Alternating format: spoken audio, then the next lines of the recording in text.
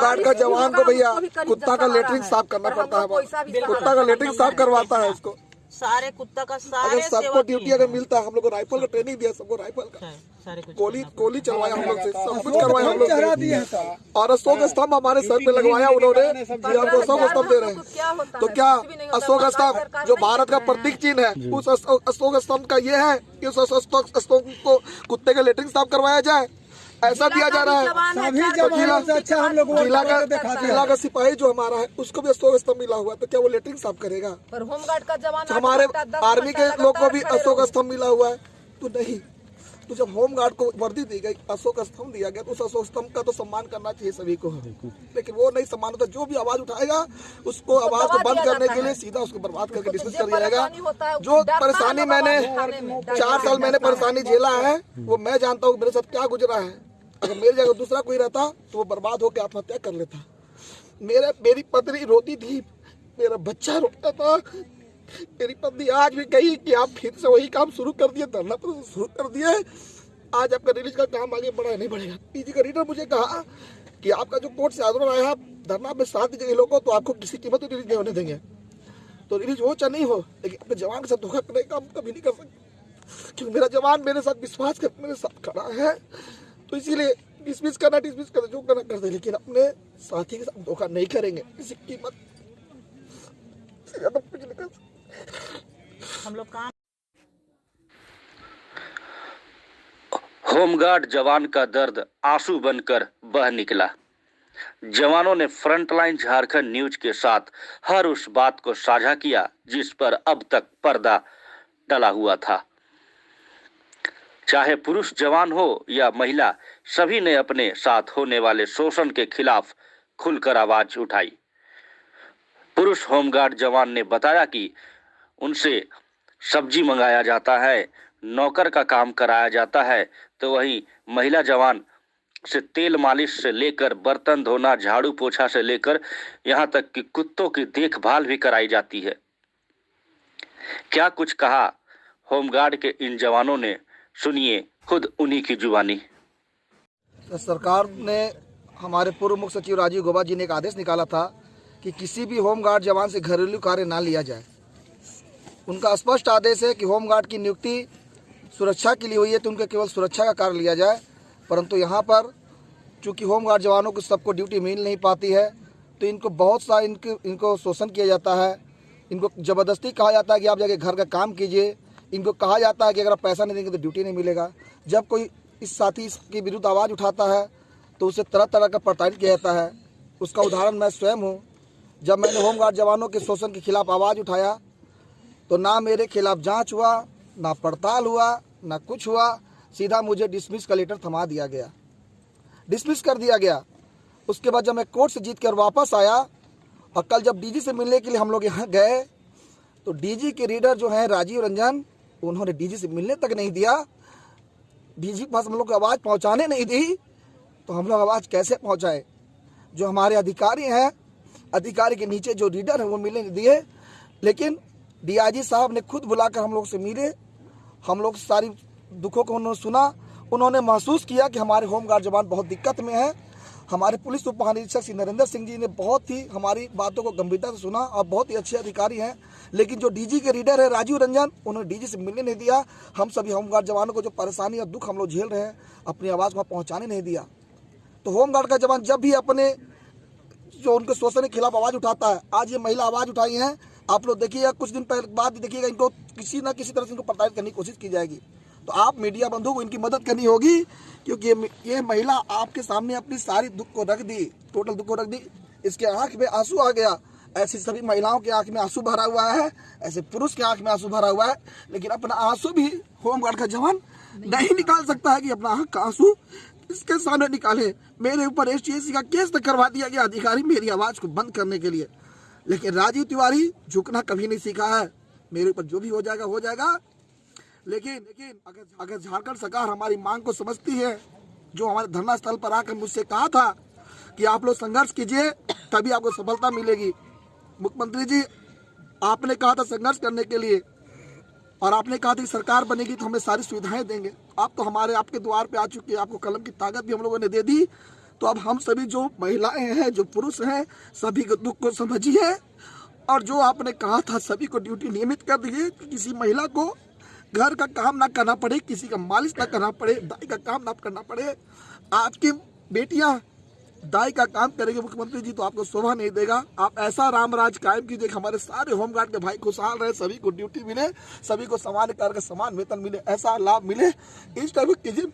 मैं बता नहीं सकता हूँ कि कितना दिक्कत हम लोग सभी लोग कोई इसका बयान नहीं जा सकता कि इसका क्या बयान है। हम लोग बयान नहीं कर सकते। हम लोग बस यही जानते हैं कि हमारी सुविधा कोई सुन सकता है तो केवल हमारे सीएम हेमंत सोरेन सुन सकते कोई। हम लोग अगर आज हेमंत सोरेन हमारी आवाज को नहीं सुनेंगे तभी नहीं सुनेंगे। इसलिए मुख्यमंत्री जी या तो हम सभी लोगों को एक साथ गोली मरवा दीजिए और नहीं तो हम सभी लोगों को ड्यूटी नियमित कर दीजिए। होमगार्ड जवान राजीव और रवि ने बताया कि अगर कोई जवान इन सब के खिलाफ आवाज उठाता है या घरेलू काम करने से मना करता है तो उन पर कानूनी कार्रवाई करते हुए उनसे ड्यूटी भी छीन ली जाती है। जब भी सरकार के खिलाफ आवाज़ उठाई जाती है भ्रष्टाचार के खिलाफ, तो राज्य सरकार के द्वारा जब होमगार्ड विभाग के पदाधिकारियों को जांच करने के जिम्मे दिए जाते हैं तो पदाधिकारियों के द्वारा होमगार्ड जवानों को शोषण करने के लिए तरह तरह के प्रताड़न किए जाते हैं, फर्जी केस किए जाते हैं। फर्जी केस के आधार पर उसे सेवा मुक्त कर दिए जाते हैं और उसे इस रास्ते पर छोड़ कर खड़ा कर दिया जाता है ताकि वो होमगार्ड जवानों के आंदोलन में समर्थन ना कर सके। मैं भी उसका एक रूप हूँ। जब भी मैंने आवाज़ उठाई, इस राज्य में फर्जी आवासीय पर बहालियाँ हो रही थी, कई फर्जी बहालियाँ झारखंड में हो रही थी, मैंने भी आवाज़ उठाई। मेरे ऊपर भी 3-4 केस फर्जी केस कर दिया गया। रांची के थानों में हो, धनबाद के थाने में हो, करके मुझे सेवा मुक्त कर दिया गया। आज भी अगर उसकी जांच ईडी सीआईडी जिससे भी करवानी है सरकार को वो करवा ले, इसका साफ क्लियर हो जाएगा, दूध का दूध पानी का पानी हो जाएगा। उस फर्जी केस का उल्लेख भी हो जाएगा, सामने हो जाएगा सबूत। आखिर सरकार फर्जी केस की ना जानकारी जांच करती है और जब होमगार्ड के जवान आंदोलन करते हैं तो उनको ऐसी जगह पर जाकर के छोड़ देते हैं आंदोलन के लिए ताकि उसकी आवाज़ ना विधानसभा तक जा पहुंचे, ना ही मीडिया के कर्मी यहां तक पहुंच पाए ताकि हमारी आवाज़ विधानसभा तक उठे। आप देख सकते हैं वर्तमान में धरना का ये जो स्थल है, यहाँ से विधानसभा कितनी दूर है, इसका ना पिछला दरवाज़ा सामने है ना अगला दरवाज़ा सामने है। हमारी आवाज़ कौन से विधायक विधानसभा में उठाएगी उनको तो पता ही नहीं है। वो सीधे दरवाजे से विधानसभा जा रहे हैं और विधानसभा से अपने आवास पर जा रहे हैं। हमारी आवाज़ कौन उठाएगी, मीडिया को भी पता नहीं चल पा रहा कि कौन सा जगह है। मैं देख रहा हूँ ये शोषण नहीं तो और क्या है होमगार्ड के लिए। ये काफ़ी निंदनीय है कि राज्य सरकार ने जो आंदोलन का ये जो जगह चुना ये बहुत ही गलत चुना। ये काला पानी से कम नहीं है। ये पदाधिकारियों के आवास पर होमगार्ड के जवान जो हैं वो ड्यूटी करते हैं और पदाधिकारी चाहते हैं कि फ्री सेवा मुझे होमगार्ड के द्वारा मिल रही है तो मैं आम व्यक्तियों को अपने आवास पर क्यों रहूं। सरकार के फंड से होमगार्ड के जवानों को अपने आवास पर नौकरियां करवाते हैं, उनसे बर्तन धुलवाते हैं, उनसे झाड़ू पोछा कराते हैं और तमाम वो कार्य करते हैं। इसीलिए सोचते हैं कि अगर होमगार्ड को अच्छी क्वालिटी की वर्दी मिल जाएगी तो हमारे जगह घर पर कौन कार्य करेगा। इसलिए सरकार भी नहीं चाहती है कि होमगार्ड की नियमित ड्यूटी हो। अगर नियमित हो जाएंगे तो सारे होमगार्ड के जवान थानों में, रेलवे में, तमाम ट्रैफिक पोस्टों पर होमगार्ड ड्यूटी करेंगे। इसलिए सरकार भी नहीं चाहती है कि होमगार्ड नियमित हो सके। ये सरकार इसलिए नहीं चाहती है क्योंकि सरकार के अंडर में ही कुछ ऐसे लोग हैं जो एनजीओ चला करके प्राइवेट कंपनियों को अपने पास रखे हुए हैं और टेंडर डालते हैं। जैसे पूर्व भाजपा के पूर्व मंत्री जो रामचंद्र जो है रामचंद्र जी स्वास्थ्य मंत्री थे, इनके अपने सुपुत्र जो थे वो एक एनजीओ चलाते थे स्वास्थ्य विभाग का। वो टेंडर डाल करके वो तमाम विभागों में प्राइवेट डाल दिए और वहाँ से होमगार्ड को कटौती कर दिए, जिसका हम लोगों ने कई बार विरोध किया, जमकर विरोध किया। लेकिन मंत्री थे इस राज्य के, कौन विरोध कर सकता था। होमगार्ड की कितनी हिम्मत है, ज़्यादा आवाज़ उठाओगे तो सीधा सेवा मुक्त हो जाओगे। फर्जी केस के आधार पर उसको ऐसा फंसा दिया जाता है कि होमगार्ड की हिम्मत नहीं हो पाती है कि सरकार के खिलाफ, मंत्री के खिलाफ, वरीय पदाधिकारियों के खिलाफ आवाज़ उठा सके। तो सही बात है, तो भ्रष्टाचार ही है कि 20,000 होमगार्ड्स पर 10,000 होमगार्ड्स की नियुक्ति है, 10,000 को बैठा के रखते हैं। अब वो जो 10,000 जो बैठे हुए हैं वो ड्यूटी के लालच में रहते हैं, कंपटीशन हो जाती है। लोग सोचते हैं कि हमें पहले प्राथमिकता में ड्यूटी मिले, उसके एवज में उनसे घूस लिए जाते हैं। दूसरा सोचते हैं कि वो उतर जाते हैं, उसके स्थान पर सोचते हैं कि लोग ड्यूटी पर घूस के लेके चले जाते हैं। ऐसी लड़ाई गिररक्षकों में मतभेद पैदा करते हैं पदाधिकारी, एक दूसरे पर गिररक्षक लड़ते हैं ताकि लड़ाई होती रहे और पदाधिकारी जो है इसमें अपना मलाई खाते हैं। और अगर जब होमगार्ड के नेता जब इस आंदोलन में लड़ाई लड़ते हैं पदाधिकारियों के खिलाफ में, तो सीधे कागज फाड़ के FIR, सरकारी काम का बाधा, तोड़फोड़, SC ST तमाम आरोप लगा करके उनको सेवा मुक्त कर दिया जाता है। ये कोई नया चीज़ नहीं है, मुख्यालय के लिए, सरकार के लिए बहुत आम चीज़ है। आवाज़ उठाने वाले को सेवा मुक्त होना पड़ेगा, ये सरकार की मंशा है। तो ऐसे भी होमगार्ड की नौकरी कौन सा सरकार ने फुल वर्दी के रूप में दिया है? सिर्फ वर्दी पहना दिया है और सड़कों पर होमगार्ड भटक रहे हैं।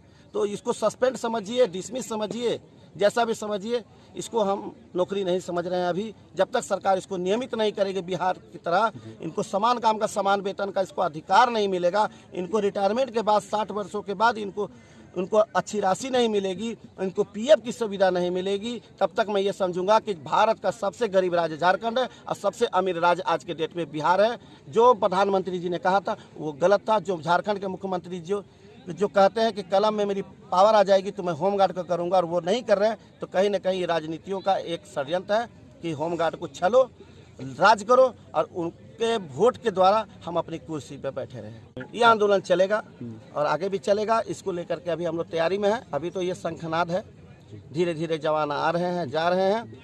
आने वाले वक्त में देखा जाएगा कि होमगार्ड पीछे कभी नहीं हटी। 2015 में भी जेल भरो आंदोलन के साथ हम